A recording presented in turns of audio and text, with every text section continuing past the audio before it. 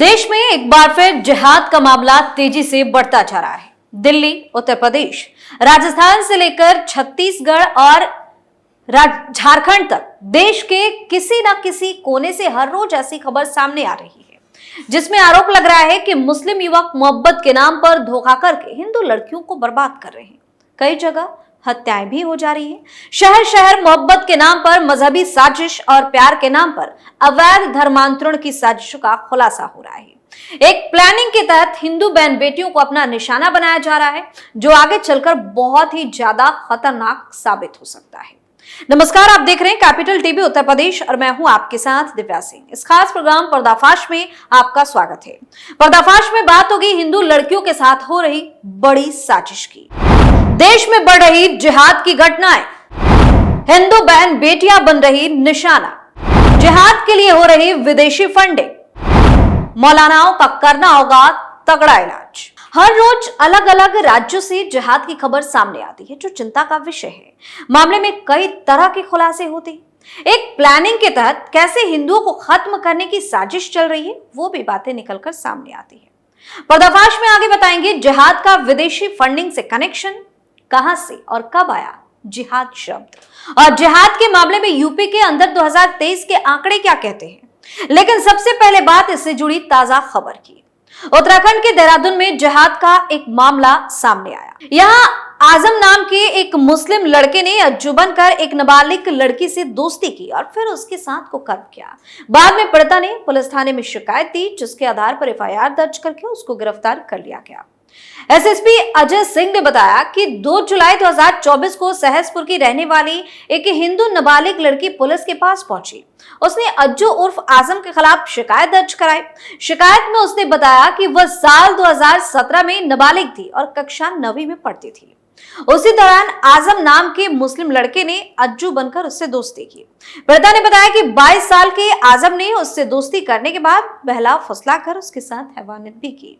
इस दौरान आजम ने उसे अश्लील वीडियो भी बना लिए। पीड़िता का आरोप है कि उस वीडियो के आधार पर आरोपित आजम उसे अक्सर ही अपनी हवस का शिकार बनाता था।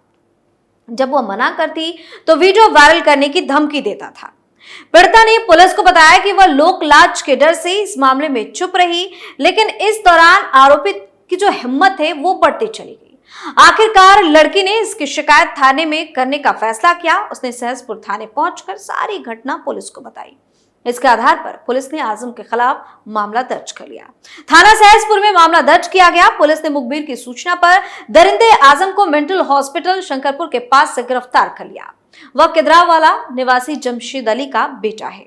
पुलिस ने उसके मोबाइल फोन से पीड़िता की अश्लील वीडियोस और फोटो भी बरामद किए और आरोपित को जेल भेज दिया। इस तरह के मामले हर रोज सामने आते हैं, लेकिन वो महज एक खबर बनकर रह गई है, जो हैरानी की बात है। जिहाद के मामले में कई बार ऐसी बातें निकलकर सामने आती है कि इसके लिए विदेशी फंडिंग की जा रही है। मौलानाओं का एक गैंग है जो इसके लिए काम करता है, प्लान बनाता है।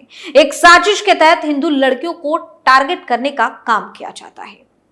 अक्टूबर 2022 की बात है। चौंकाने वाली खबर सामने आई थी।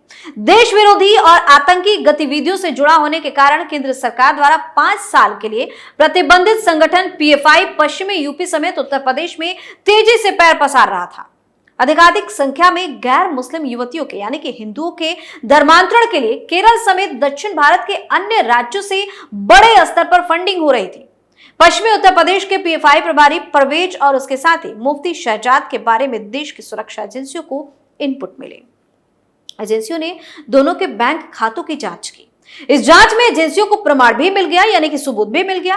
इस फंडिंग से ही जिहाद का ये पूरा खेल चल रहा था। अंदेशा यह भी है कि फंडिंग दक्षिण भारत ही नहीं बल्कि विदेशों से भी हो रही थी।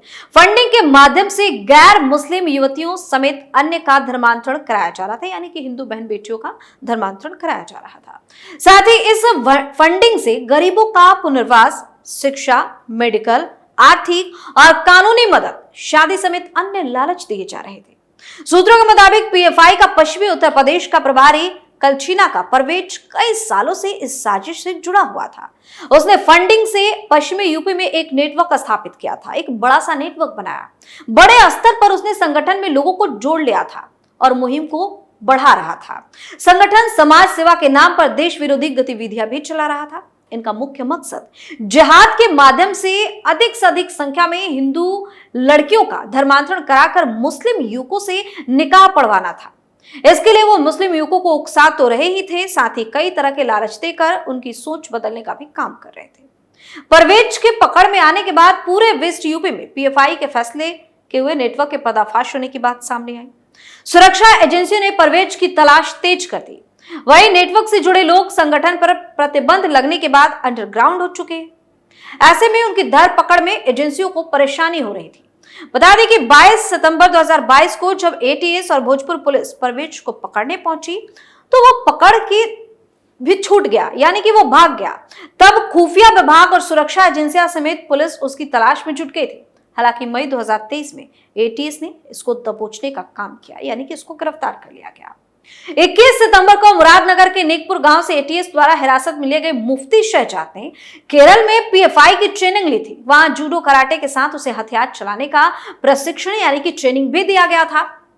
उस पर वर्तमान में पीएफआई की यूपी एडहाक कमेटी में सदस्य का पद था। तो इस तरह से जिहाद के मामले में फंडिंग का खुलासा भी बार बार होता रहा है, जहां गरीब हिंदुओं को पैसे का लालच देकर उनका धर्म परिवर्तन कराया जाता है, फिर मुस्लिमों से एक साजिश के तहत निकाह पढ़वा दिया जाता है। गौर करने वाली बात यह है कि 2008 से पहले लव जिहाद शब्द कभी सुना नहीं गया था। शुरुआत में रोमियो जिहाद जैसे शब्द सुने गए थे, बाद में यह लव जिहाद बन गया। कुछ मीडिया रिपोर्ट्स के अनुसार पहली बार यह शब्द वर्ष 2009 में प्रयोग किया गया। रिटायर्ड जस्टिस केटी शंकरन ने माना था कि केरल और मैंगलोर में जबरन धर्म परिवर्तन के कुछ संकेत मिले थे। तब उन्होंने केरल सरकार को इस तरह की गतिविधियों पर रोक लगाने के लिए कानूनी प्रावधान करने की बात की थी।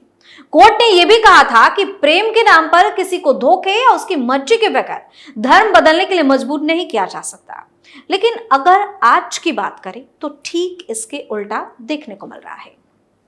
अब थोड़ा यूपी में 2023 के आंकड़ों पर ध्यान देते हैं। यूपी की योगी सरकार जिहाद के मामलों को लेकर शुरू से ही सख्त रही है। इसके बावजूद मामले लगातार बढ़ते गए। साल 2021 से इस 2023 के 30 अप्रैल तक 427 जिहाद के मामले दर्ज किए गए। धर्मांतरण कानून के जरिए 833 से ज्यादा लोग गिरफ्तार किए गए। सबसे ज्यादा हैरानी की बात है कि जिहादियों के निशाने पर ज्यादातर नाबालिग लड़कियां होती हैं, क्योंकि इनको आसानी से ये लोग अपना शिकार बना लेते हैं, बहला लेते हैं, फुसला लेते हैं। नाबालिग लड़कियों के धर्मांतरण के 65 केस दर्ज हुए थे। यूपी में सबसे ज्यादा केस बरेली में दर्ज हुए थे। नेशनल क्राइम रिकॉर्ड ब्यूरो के अनुसार साल 2016 से 2020 के बीच 25,523 महिलाओं के गायब होने के केस दर्ज हुए। वहीं यूपी सरकार ने 2022 में धर्म संपरिवर्तन प्रतिषेध विधेयक 2021 पारित किया। इस विधेयक में 1 से 10 साल तक की सजा का प्रावधान है। इस विधेयक के तहत सिर्फ शादी के लिए किया गया धर्म परिवर्तन अमान्य होगा।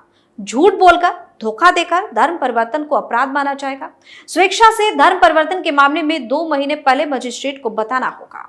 विधेयक के मुताबिक जबरन या धोखे से धर्म परिवर्तन के लिए 15,000 रुपए जुर्माने के साथ साथ 1 से 5 साल तक की जेल की सजा का प्रावधान है। यदि दलित लड़की के साथ ऐसा होता है तो 25,000 रुपए जुर्माने के साथ 3 से 10 साल तक की सजा का प्रावधान भी है। हालांकि यूपी में इस तरह के मामले में एक्शन देखने को मिलता है, लेकिन इनके जिहादी मंसूबों को कुचलने के लिए योगी सरकार को अपना और ज्यादा रौद्र रूप दिखाना होगा, जिससे इस तरह के मामलों में इजाफा ना हो और राज्य को एक बड़े खतरे से बचाया जा सके। हालांकि ये किसी एक राज्य की बात नहीं है, इस पर हर राज्य सरकार को ध्यान देने की जरूरत है ताकि इसको जड़ से खत्म किया जाए। पर्दाफाश में फिलहाल के लिए इतना ही। नए मुद्दे के साथ फिर से पेश होंगे, तब तक के लिए आप देखते रहिए कैपिटल टीवी उत्तर प्रदेश। नमस्कार।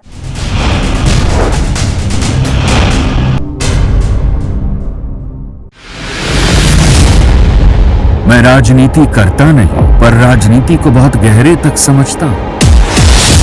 मैं लोगों के बीच रहता हूं, लोगों के मन को अच्छे से जानता हूं।